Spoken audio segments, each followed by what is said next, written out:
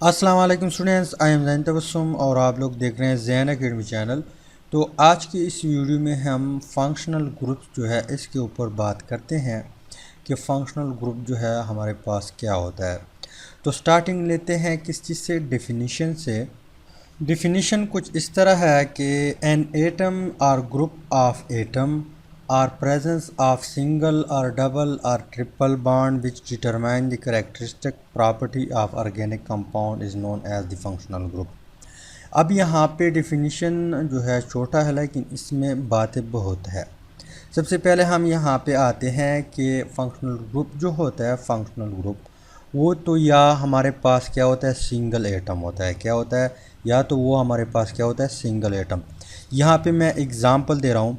हमारे पास alkyl group है, इसके साथ क्या अटैच है, एक्स अटैच है। अब एक्स रिप्रेजेंट करता है किस चीज़ को, हेलोजेंस को। किस चीज़ को? हेलोजेंस को।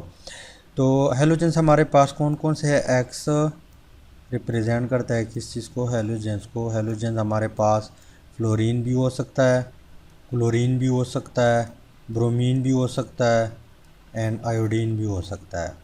अब आर जो है, आर हमारे पास क्या है, अल्काइल ग्रुप है। ये जो है प्रीवियस वीडियो में हम ऑलरेडी डिस्कस कर चुके हैं कि आर हम किस चीज़ को कहते हैं।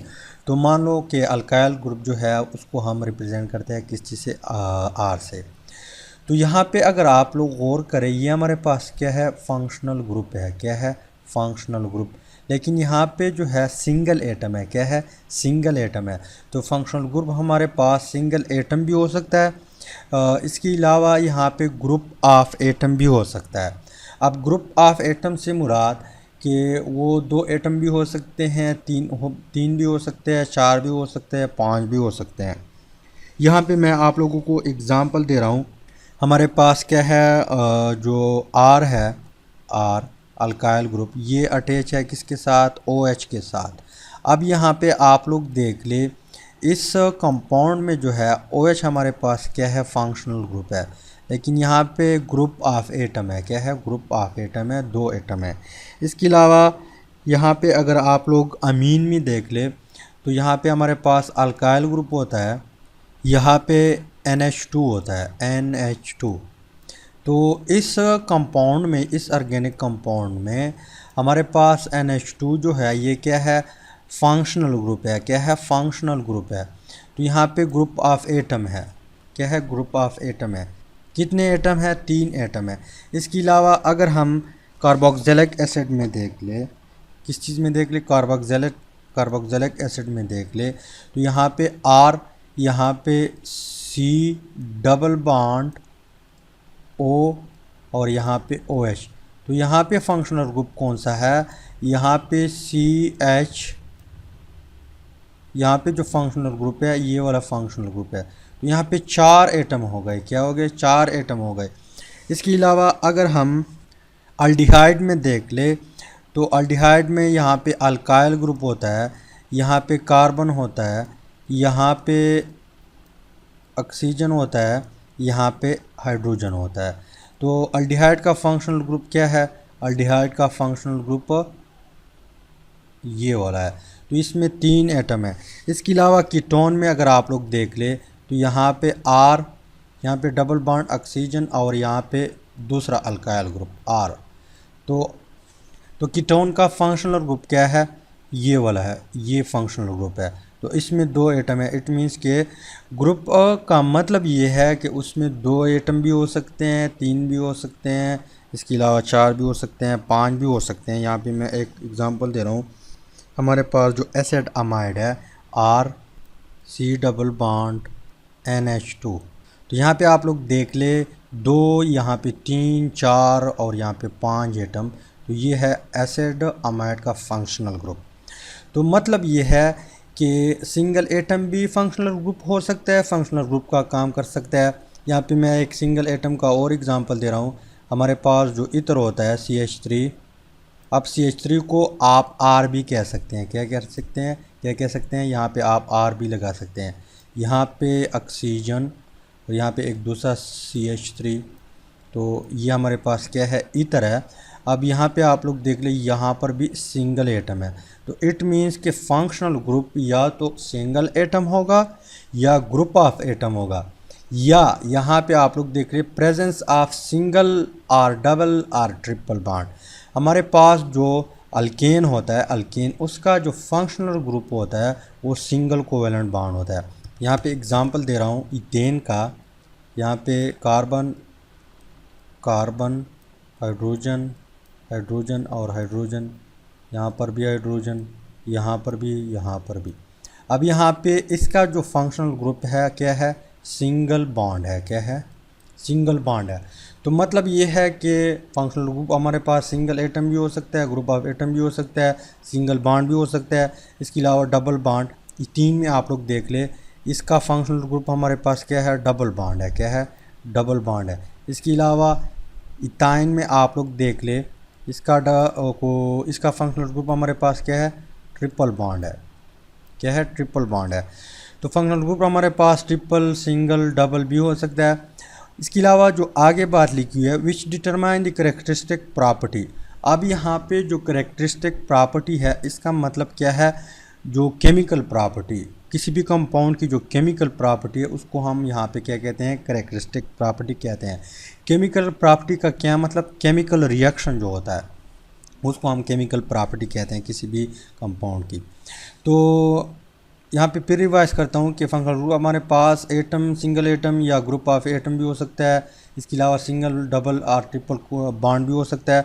विच डिटरमाइन, फंक्शनल ग्रुप हमारे पास क्या होता है, determine the characteristic property of organic compound. Functional group जो होता है ये डिटरमाइन करता है किस चीज़ को, जो केमिकल प्रॉपर्टी होती है किसी भी ऑर्गेनिक कंपाउंड की। आगे हम एग्जांपल करते हैं, रिएक्शन करते हैं तो आप लोग को पता चल जाएगा, उसको डिटरमाइन करता है। और यहाँ पे is known as the functional group. तो इस तरीके से आप डिफ़ाइन कर सकते हैं। उम्मीद करता हूँ फर्स्ट वन डिफिनीशन की समझ आई होगी। आते हैं जो नेक्स्ट वन डिफिनीशन है, नेक्स्ट वन हम इस तरह डिफ़ाइन भी कर सकते हैं इसको। नेक्स्ट वन डिफिनीशन कुछ इस तरह है कि functional group is an atom और ग्रुप ऑफ एटम। ये तो पहली कहानी है, हमने डिस्कस की है। Attach with R group. अब यहाँ पे मज़ीद एक न्यू वर्ड आया, आर यहाँ पे हमारे पास क्या है, अल्काइल ग्रुप है। ऊपर भी मैंने सबके साथ आर लिखा हुआ है ताकि आप लोगों को बाद में समझ आ सके। तो आर हमारे पास क्या होता है, अल्काइल ग्रुप होता है।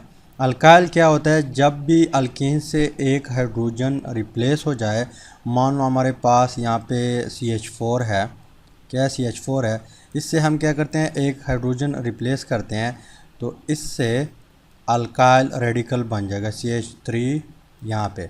अब यहाँ पे एक बॉन्ड ये बना सकता है जब भी ये किसी OH के साथ या अल्काइल हैलाइड के साथ या यहाँ पे अमाइड के साथ, इसके अलावा किसी और फंक्शनल ग्रुप के साथ अटैच हो जाए तो फिर यहाँ पे ऑर्गेनिक कंपाउंड बन जाता है। क्या बन जाता है, ऑर्गेनिक कंपाउंड। तो इस चीज़ को हम क्या कहते हैं, आर कहते हैं। प्रीवियस वीडियो में हमने डिटेल से बात की है। तो सेम टू सेम उस तरह डिफिनीशन है, लेकिन यहाँ पे attach with R group that is responsible for the specific property. वहाँ पे करेक्टरिस्टिक प्रॉपर्टी लिखी हुई थी, यहाँ पे स्पेसिफिक प्रॉपर्टी। स्पेसिफिक का मतलब हमारे पास यहाँ पे क्या है, chemical property of an organic compound. तो इस तरीके से भी आप डिफ़ाइन कर सकते हैं। आगे हम केमिकल प्रॉपर्टी के ऊपर बात करते हैं। इसके अलावा इसको आप एक और तरीके से भी क्या कर सकते हैं, डिफ़ाइन कर सकते हैं।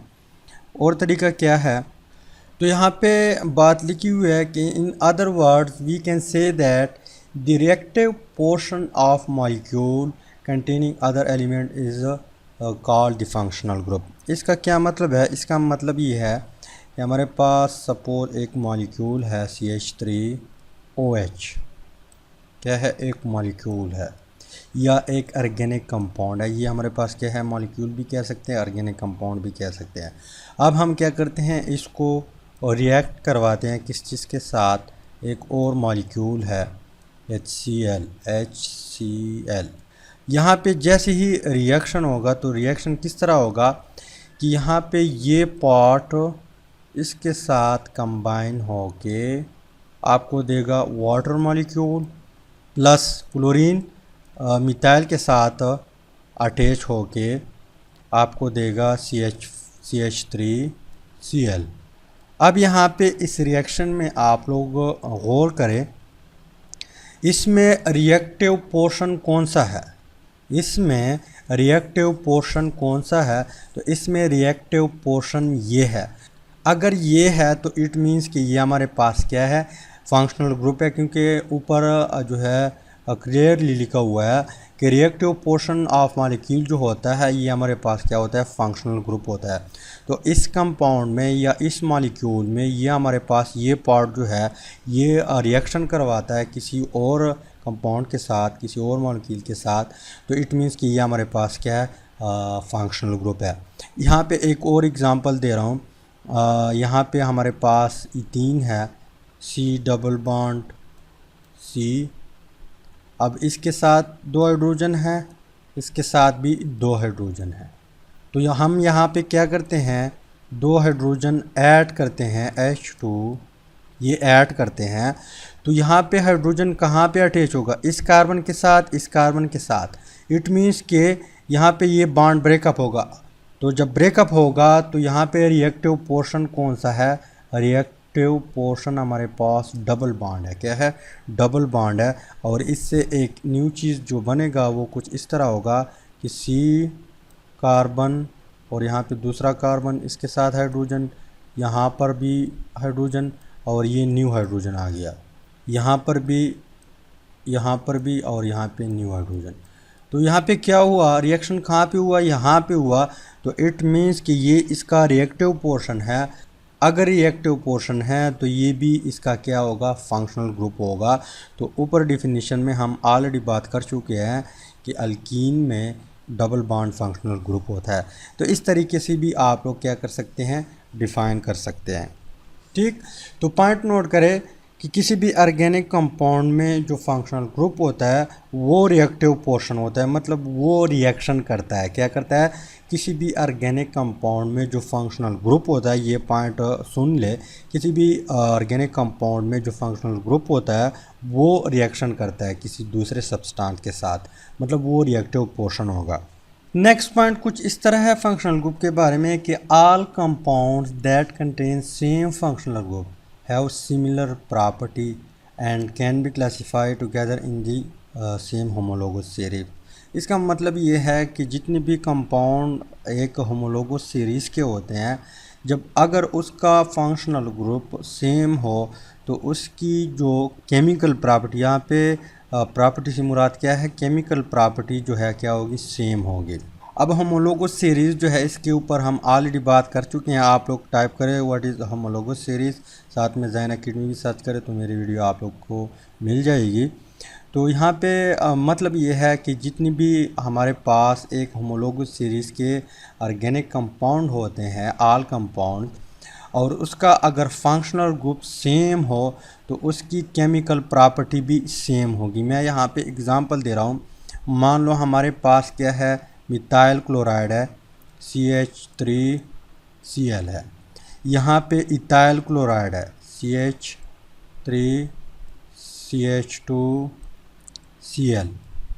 यहाँ पे प्रोपाइल क्लोराइड है, क्या है, CH3CH2CH2 और यहाँ पे Cl।